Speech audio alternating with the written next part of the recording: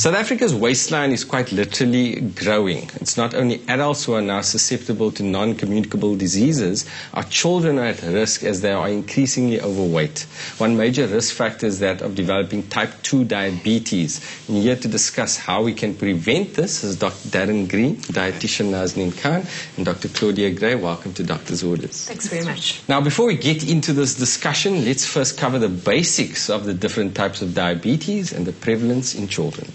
Diabetes is a disease in which your body can't control the amounts of glucose in your blood. Insulin normally gets the glucose from the bloodstream to where it's needed in the cells. But in the case of diabetes, this process is hampered in some way. In type 1 diabetes, your pancreas stops making insulin.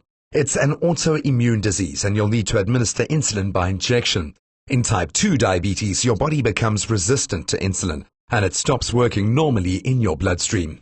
Why is type 2 diabetes increasing in kids and teens? Well, type 2 diabetes is to a large extent a disease of lifestyle, and it was previously known as adult onset diabetes, in fact. True. But in recent years, in the last 10 to 20 years, it has become a disease involving children and teenagers as well. And this parallels two epidemics. It parallels the obesity epidemic, and it parallels what I call the inactivity epidemic. Are kids really more inactive these days? I mean, their thumbs are overworked and Absolutely. fingers. If you think about the environments we're living in today, in terms of safety, in terms of what they have access to, it's always the TV, it is always the games, the consoles that they're busy with, and that's as far as the activity levels extend, unfortunately. Having dad or mom at work until a certain time every day due to the financial economic pressures people are under also contribute to the amount of supervised time that parents have with their children to actually see that they're actually exploring, getting outside, playing under trees, running around, kicking a ball. Or eating healthily. Or even eating healthily, yes. The fact that they're not there to either prepare something for kids to eat or it's just convenient to get something from the store down the road. One of the most shocking statistics is that 1 in 5 South African children under the age of 10 is overweight or obese. In fact, South Africa is fast becoming one of the fattest nations in the world, greatly increasing the instances of type 2 diabetes. What's the complications of actually developing diabetes in childhood? Uncontrolled sugars lead to complications, particularly involving the blood vessels. I always describe it by using the analogy of acid in a hosepipe. The inner lining of the hosepipe can get damaged, and if the sugar level is constantly high and uncontrolled, you have structural changes that damage the inner lining of that hosepipe, which then makes it easier to develop the associated conditions like cholesterol issues and the risk then for stroke and heart disease. Type 2 diabetes can also cause nerve damage and poor blood circulation, especially in the feet. Poor blood circulation can then lead to slow healing sores and serious infections, which can ultimately lead to amputation. So now how do we prevent this from a nutritional perspective? I think there's two things that we have to keep in mind. We need to make sure that children are growing. So we don't want to be restricting the amount of food that they're eating. We want to be controlling it. We want to make sure that what they do put into their mouths is actually nutrient dense. So that's the first thing. And then the second thing is that we want to make sure that their glucose or their sugar levels and subsequently their lipids or fat profiles are well controlled. Children have a certain caloric requirement, yes, and they have a certain requirement of the different food groups. So you can't take out a whole food group in a child. Yes. It's not appropriate to have a carbohydrate-free diet. So what you have to do is make the food that they're eating really count. So their carbohydrates, for example, need to be of a low glycemic index so that the sugar levels are absorbed and increased much more slowly and gradually, avoiding the spikes of insulin, the subsequent blood sugar lows, and the subsequent hunger and the whole cycle perpetuating. The other thing to take into consideration is the sustainability of the diet. So it needs to be sustainable in the long run. And flexible. Flexible, Yeah. individualized to the family situation. So they have to learn to make the right food choices within their capabilities. You need to meet a child on their level In other words, you need to make eating fun. Yes. You know, there are creative ways, and I think there's some amazing books. Okay, but when the child is 12, I can't be like, oh, airplanes coming in. You know what works really well is to get them involved, the kids involved in the food preparation, in Yes. the whole understanding of why it is that they're eating. Yes. Yeah. Because as soon as they understand what it does to them, how it makes them feel, what the benefits are, what the negative effects are, they already have a buy-in into the type of food that they're going to eat. We're talking a lot about diet, but we should also talk about exercise, shouldn't we? Because I think that's equally important for a number of How much reasons. exercise does a child need?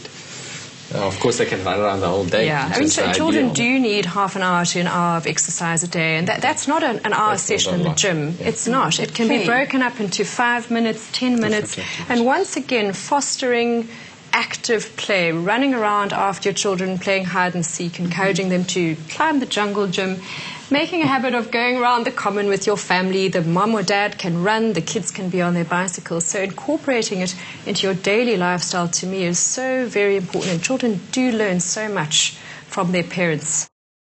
Researchers found significant associations between home environment and parental example and the physical activity and eating habits of children. It's been concluded that to promote healthy behaviors in children, a healthy home environment and parental role modeling are vital.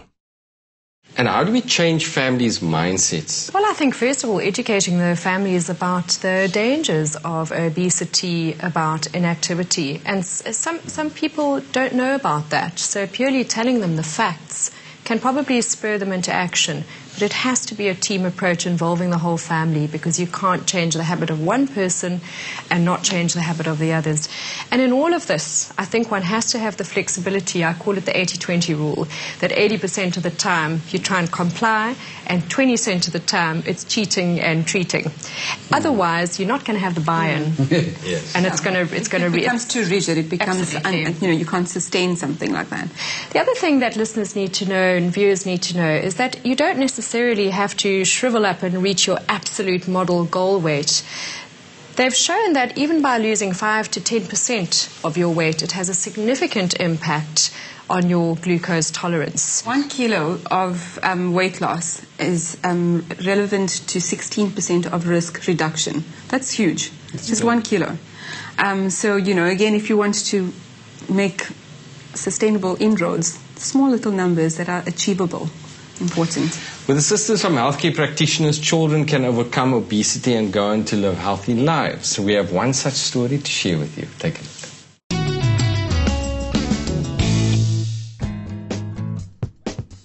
Anela was approximately 7 years old when she started developing a problem with her weight. A year and a half later, her mother, Jean Grimsley, noticed something was different and decided to seek medical help.